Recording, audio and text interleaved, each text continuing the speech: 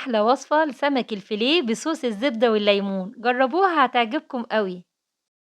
هننشف سمك الفيليه من المَيّة تمامًا، وهاتبّله بمعلقة صغيرة من الكمون والفلفل الأسمر والبابريكا والتوم البودر والبصل البودر ورشة من الملح.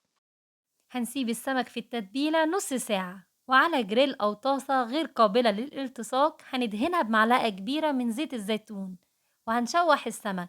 هاقلّب السمك أول ما ياخد لون من تحت، وهاضغط عليه كده بخفة زي ما أنتم شايفين كده.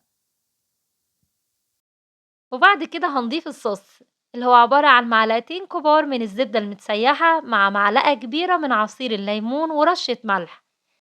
هنسيب السمك في الصوص على النار لمدة 3 دقايق على كل جهة، وفي طبق التقديم هننزل بباقي الصوص المتبقي وهزينه بالبقدونس. وبس كده وصفتنا خلصت. الله على الجمال، لايك وشير بقى.